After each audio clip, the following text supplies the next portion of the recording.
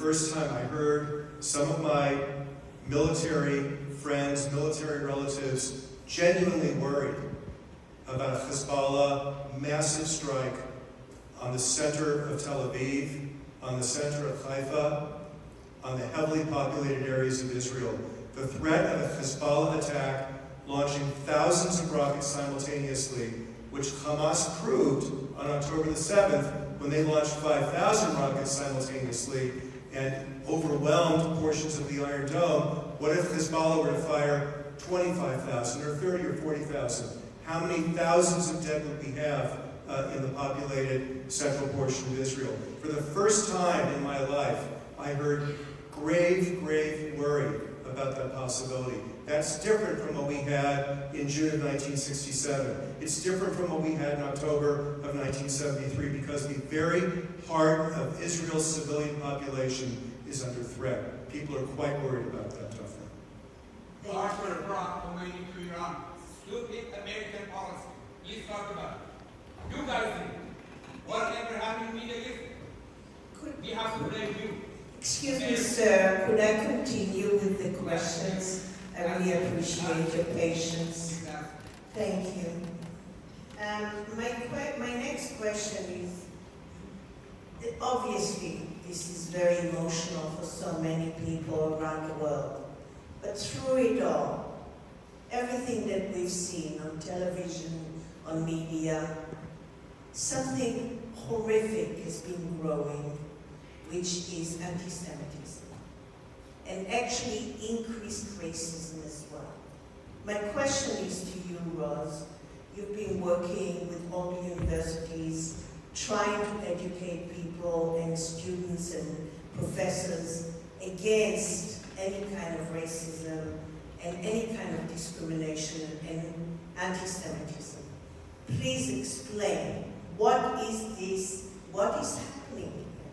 What is going to happen, and what do we do about it? I think, first of all, thank you, Daphne, for putting the evening together and for everything you've done. Thank you, Rabbi Baron, for hosting. And thank you for having me on the Helm. I think we can all see and read about the encampments and the reaction to October 7th, which was unexpected, really. We watched the film, we got a glimpse of what happened, and so everybody thought Jewish students would return to college campuses after the holidays, after October 7th, and maybe be supported. And when they returned, unfortunately, they got a very big, bad surprise. There was not only non-support, but there were rallies that were, promoting Hamas. There were flags, Hamas flags, and Hezbollah flags, and then the encampments, and a lot of discrimination against Jewish students and Israeli students. So not only did they not get the kind of support that one might predict, but they got quite the opposite. And statements like resistance, terrorism is not resistance. So, I'm sorry, terrorism, resistance is not terrorism. Thank you. And so resistance is not terrorism. So everything we saw on October the 7th, including the rapes, including the torture, including the kidnapping, and by the way, I just want to say, we should all hold in our hearts that there are 120 hostages still being held as we sit here on this stage, and we know for a fact that 44 are dead. So time is running out, and we need to do everything we can to lift up the stories, but also to push for their release.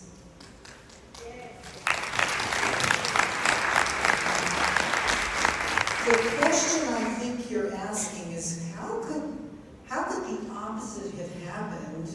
Exactly. Students really came back to school hoping, not just in colleges, by the way, but that's what we see in the news, but also in high schools. 100% of our Jewish students in high schools are telling us that they're experiencing anti-Semitism.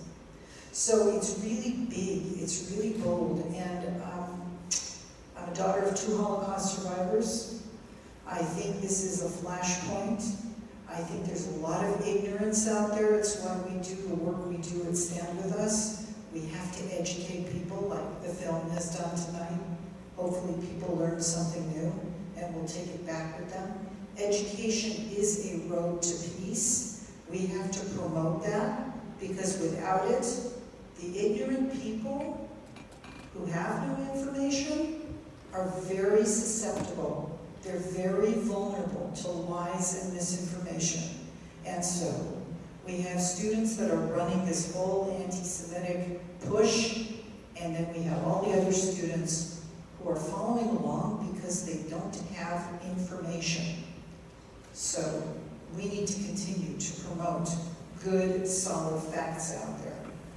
You know, it's interesting because I was on a call actually with quite a number of Congress people. I took actually the Black Caucus to introduce them in Israel to the new industry some time ago. And I was on a call and AOC said something that shocked me.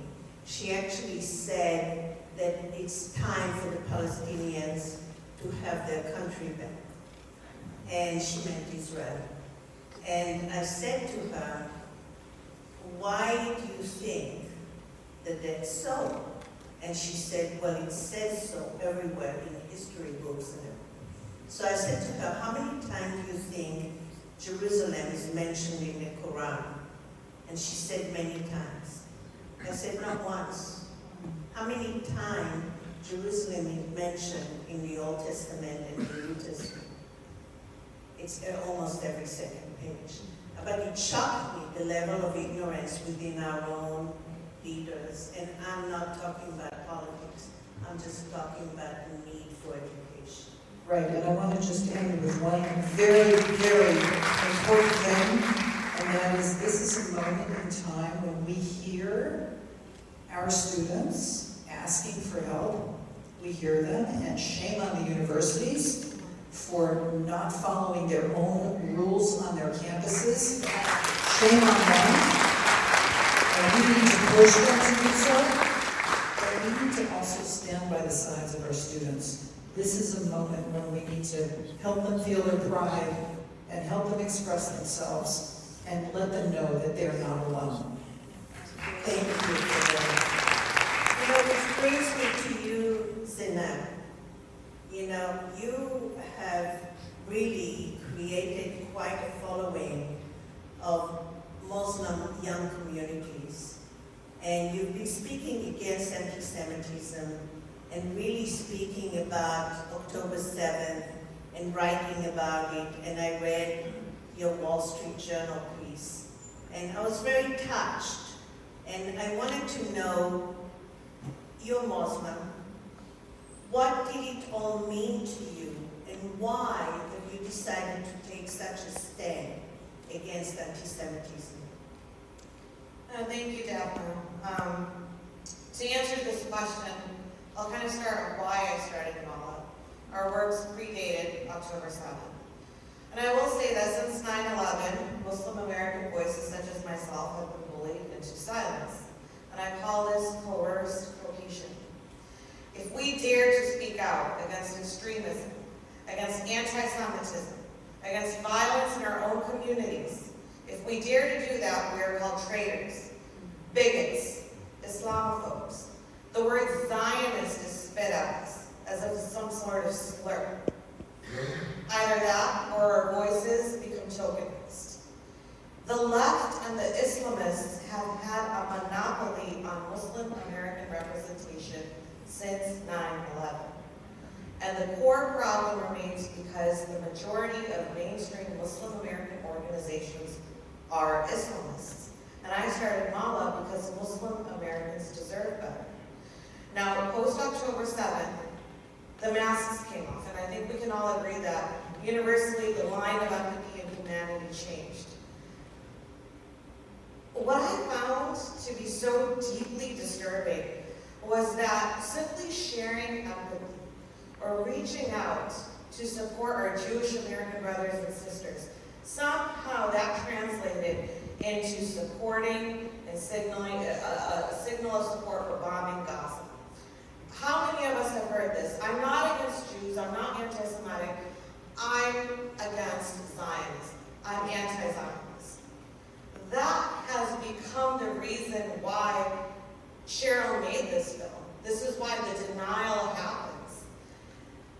I penned the op-ed in the Wall Street Journal because we have a lot of work to do in the community. I wrote about anti-Semitism in the Muslim American community.